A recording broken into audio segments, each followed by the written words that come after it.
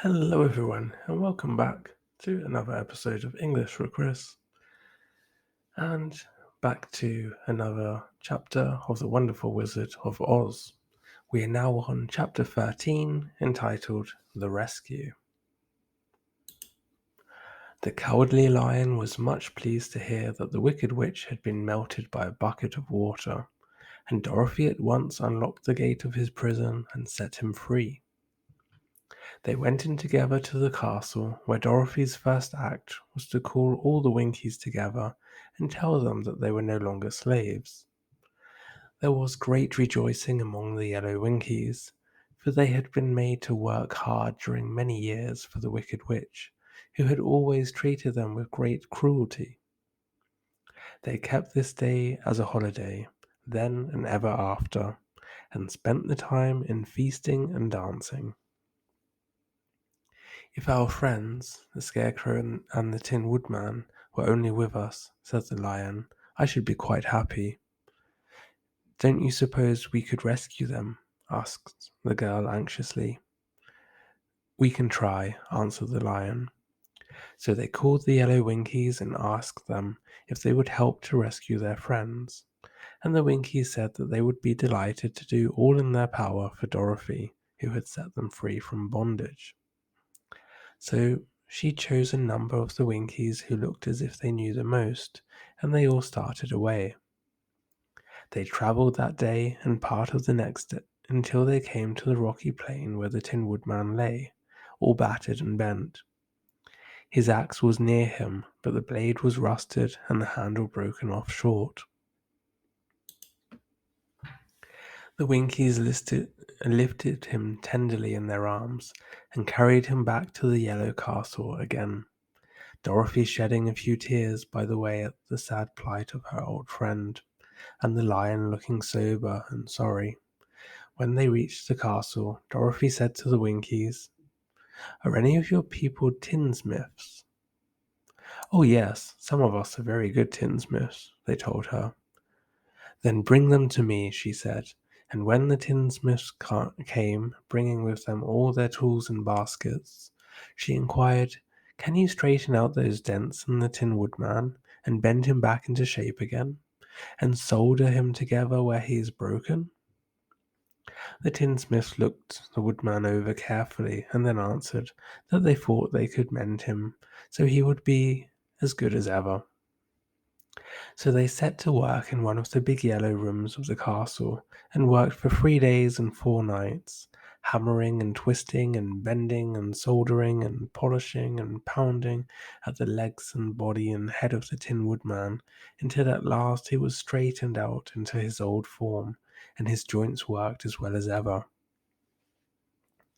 To be sure, there were several patches on him, but the tinsmiths did a good job, and as the Woodman was not a vain man, he did not mind the patches at all. When, at last, he walked into Dorothy's room and thanked her for rescuing him, he was so pleased that he wept tears of joy, and Dorothy had to wipe every tear carefully from his face with her apron, so his joints would not be rusted. At the same time, her own tears fell thick and fast at the joy of meeting her old friend again, and these tears did not need to be wiped away. As for the Lion, he wiped his eyes so often with the tip of his tail that it became quite wet, and he was obliged to go out into the courtyard and hold it in the sun till it dried. "If we only had the Scarecrow with us again," said the Tin Woodman, when Dorothy had finished telling him everything that had happened, "I should be quite happy."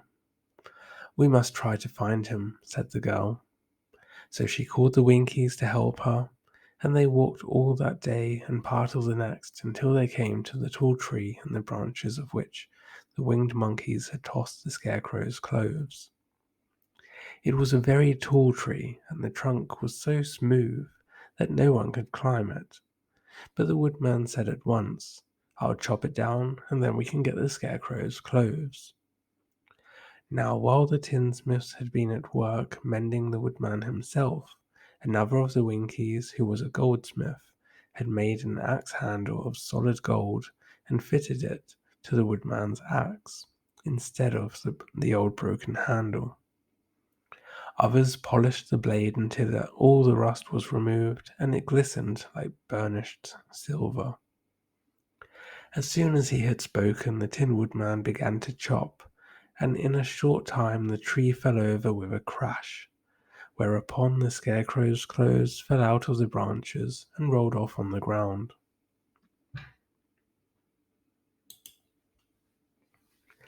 Dorothy picked them up and had the Winkies carry them back to the castle, where they were stuffed with nice clean straw, and behold, here was the Scarecrow, as good as ever, thanking them over and over again for saving him.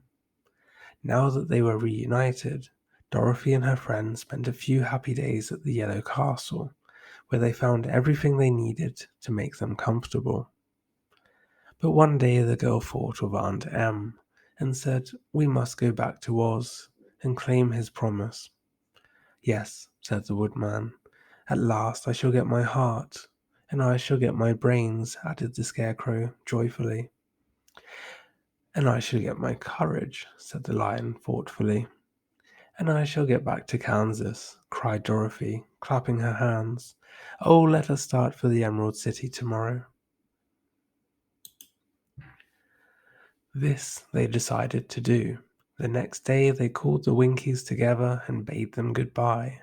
The Winkies were sorry to have them go, and they had grown so fond of the Tin Woodman that they begged him to stay and rule over them and the Yellow Land of the West. Finding they were determined to go, the Winkies gave Toto and the Lion each a golden collar, and to Dorothy they presented a beautiful bracelet studded with diamonds. And to the Scarecrow they gave a gold-headed walking stick to keep him from stumbling. And to the Tin Woodman they offered a silver oil can inlaid with gold and set with precious jewels.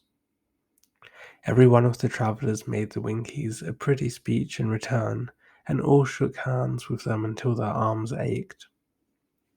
Dorothy went to the witch's cupboard to fill her basket with food for the journey, and there she saw the golden cap. She tried it on her own head and found that it fitted her exactly. She did not know anything about the charm of the golden cap, but she saw that it was pretty, so she made up her mind to wear it and carry her sunbonnet in the basket. Then, being prepared for the journey, they all started for the Emerald City, and the Winkies gave them 3 cheers and many good wishes to carry with them. Okay, so that's it for this chapter. Thank you all for joining me. If you do enjoy these, please do leave a like and maybe consider subscribing.